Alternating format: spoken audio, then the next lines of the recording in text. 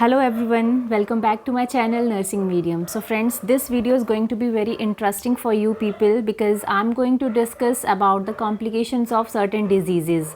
और वो जो complications मैं आज discuss करने जा रही हूँ ये examination point of view से बहुत ज़्यादा important हैं और बहुत ही selected से complications मैं आज discuss करूँगी आप लोगों के साथ। तो प्लीज़ वीडियो को एंड तक ज़रूर देखें और अपने कॉपी पे नोट डाउन कर लीजिएगा क्योंकि ये इंपॉर्टेंट पॉइंट्स हैं जो एग्ज़ाम में काफ़ी बार पूछे गए हैं और चांसेस आगे भी हैं कि एग्ज़ाम में आ सकते हैं। So first of all the first important thing is the fat embolism. So fat embolism एक ऐसा कॉम्प्लिकेशन है जो कि किस में देखा जाता है whenever patient comes to us with long bone fracture. कभी भी कोई भी लॉन्ग बोन फ्रैक्चर का अगर केस है तो उसमें सबसे इम्पॉर्टेंट थिंग है एज अ नर्स जो हमने इवेल्युएट करनी है वो है लॉन्ग बोन फ्रैक्चर में फ़ैट एम्बोलिज़म। पेशेंट को कहीं फ़ैट एम्बोलिज़म तो नहीं है। ये एग्जामिनेशन पॉइंट ऑफ व्यू से बहुत ज़्यादा इंपॉर्टेंट क्वेश्चन है एंड आई स्टिल रिमेंबर जब मैंने मिलिट्री नर्सिंग सर्विसेज का एग्ज़ाम दिया था तो उसमें जो मेरा इंटरव्यू हुआ था तो उसमें मुझसे ये क्वेश्चन पूछा गया था कि आपके पास जब पेशेंट लॉन्ग बोन फ्रैक्चर से या फिर बोन फ्रैक्चर से आता है तो एज अ ट्रॉमा नर्स आपका कॉम्प्लिकेशन आपके माइंड में क्या आएगा। सबसे पहले फर्स्ट थिंग आपके माइंड में क्या आएगी तो वो क्या रहता है हमारा fat embolism. And second thing is whenever patient you people are having a patient of deep vein thrombosis का अगर आपके पास पेशेंट है तो उसमें आपने क्या कॉम्प्लिकेशंस पेशेंट में असेस करने हैं या फिर किस कॉम्प्लिकेशन के लिए आपने पेशेंट को असेस करना है वो है हमारा पल्मोनरी एम्बोलिज़म में पेशेंट को साइन एंड सिम्टम्स क्या होंगे। आप मतलब ऐसा कहीं पे लिखा हुआ नहीं आएगा कि हाँ पल्मोनरी एम्बोलिज़म हो गया जी पेशेंट को देख के ऐसा नहीं मालूम पड़ेगा। तो आपको कुछ साइन एंड सिम्टम्स अराइज होंगे ऐसे वो आपको असेस करने हैं। तो उसमें है हमारा पेशेंट को डिफ़िकल्टी इन ब्रीदिंग होगी, शॉर्टनेस ऑफ ब्रेथ होगा या फिर अगर पेशेंट का आप सैचुरेशन चेक करेंगे तो सैचुरेशन कम होगा, लेबर्ड ब्रीदिंग हो सकती है पेशेंट को। तो these are the certain sign and symptoms which we need to check whenever we are suspecting that patient might be having deep vein thrombosis और a patient is already diagnosed with DVT.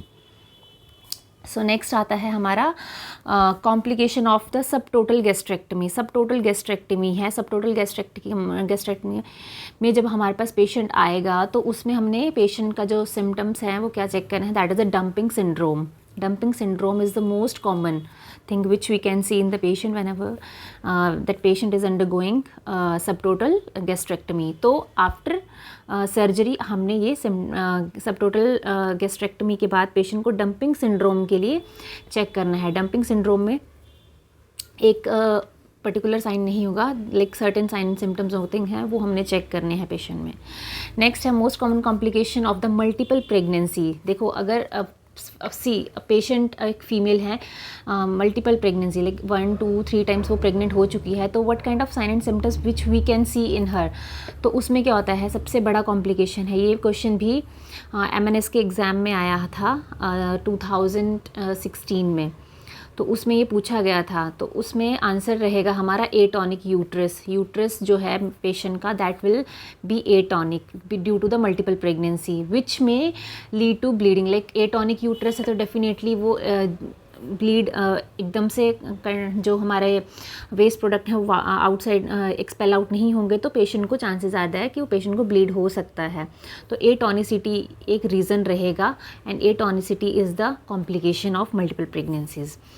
Next आता है हमारा most common complication of IUCD का सबसे बड़ा intrauterine जो हमारे devices रखे जाते हैं इसका सबसे बड़ा कॉम्प्लिकेशन क्या होता है, दैट इज़ ब्लीडिंग और sometimes it may cause haemorrhage also. तो ब्लीडिंग और हैमरेज के लिए we need to assess the patient.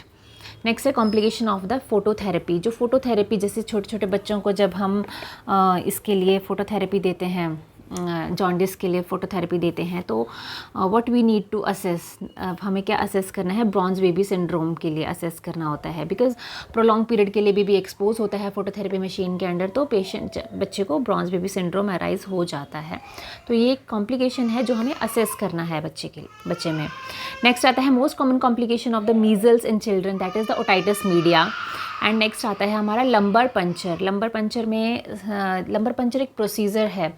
तो तो जो ओटी में होता है like at the time of anaesthesia, और समटाइम्स जैसे पेशेंट का अगर हम स्पाइन फ्लूइड को असेस करना है तो उसको विदड्रॉ करने के लिए भी लंबर पंचर किया जाता है पेशेंट्स का। तो इन केसेस में हमें जो कॉम्प्लिकेशंस अराइज हो सकते हैं वो हैं हमारा cerebral herniation, then post dural puncture जहाँ पे हेडेक हो सकता है। This is the most common जो है दैट इज़ द हेडेक। काफ़ी पेशेंट्स में ये आप देखेंगे कि हेडेक रहता है पेशेंट्स को, तो हमें इसको चेक करना है। नेक्स्ट आता है पंचर साइड पे ब्लीड हो सकता है, तो इसके लिए भी असेस करना है, अच्छे से ड्रेसिंग करनी है, वहाँ पे अच्छे से प्रेशर ड्रेसिंग लगा के रखनी है। Next is infection. If we are not maintaining aseptic techniques throughout the procedure तो पेशेंट में लीड टू इन्फेक्शन, और वो इन्फेक्शन कोई छोटा मोटा इन्फेक्शन नहीं होगा, वो सीधा जाके पेशेंट को ब्रेन में इन्फेक्शन कॉज करेगा। तो इस चीज़ के लिए हमें असेस करना है। एंड इन केस अगर पेशेंट को इन्फेक्शन होता है तो पेशेंट पेशेंट को बहुत ज़्यादा हाई ग्रेड फीवर रहेगा उसमें। नेक्स्ट है हमारा परसिस्टेंट लो बैक पेन रहेगी, क्योंकि लंबर पंचर है बहुत, ये भी बहुत कॉमन कॉम्प्लिकेशन है। हेडेक और low back pain is the most common complication which we can see in the patient those who are undergoing this procedure of lumbar puncture. Next है हमारे पास डायबिटीज़ मेलाइटिस। डायबिटीज़ मेलाइटिस का एक सबसे बड़ा complication, diabetes mellitus में आपने diabetes patient में आपने जो कॉम्प्लिकेशन पेशेंट में असेस करना है दैट इज़ दो तरीके के हैं, माइक्रोवेस्कुलर एंड मैक्रोवेस्कुलर। तो मैं आप लोगों को माइक्रोवेस्कुलर बताऊंगी। ये भी एक बहुत इंपॉर्टेंट क्वेश्चन है और बहुत ज़्यादा इंपॉर्टेंट क्वेश्चन है, पूछा जाता है एग्जाम्स में। तो इसमें क्या है, माइक्रोवेस्कुलर में आता है हमारा नेफ्रोपैथी, देन रेटिनोपैथी और न्यूरोपैथी। नेफ्रोपैथी, रेटिनोपैथी और न्यूरोपैथी। नेफ्रोपैथी में हमारे रिनल सिस्टम पे, किडनीज पे इफेक्ट करेगा। रेटिनोपैथी में आइज़ पे इफेक्ट करेगा, जैसे पेशेंट में आई साइट में इफेक्ट पड़ेगा। और न्यूरोपैथी में जैसे पेशेंट की जो माइक्रोवेस्कुलर नर्व्स हैं वो डैमेज होना स्टार्ट हो जाती हैं। जैसे पेशेंट में आपने देखा होगा कि डायबिटीज़ फुट आपने देखा होगा, या फिर टिंगलिंग सेंसेशन जैसे जिन पेशेंट्स में होने लग जाती है, that is due to the neuropathy in diabetes patient. So this is all about certain complication. बहुत कम है बट बहुत इंपॉर्टेंट हैं, बहुत ज़्यादा इंपॉर्टेंट है, रिपीटेडली पूछे जाते हैं और पूछे गए हैं, और चांसेस है कि आगे वाले एग्जाम्स में भी पूछे जाएंगे। सो just make a short notes of these points so that it may help you people in exams.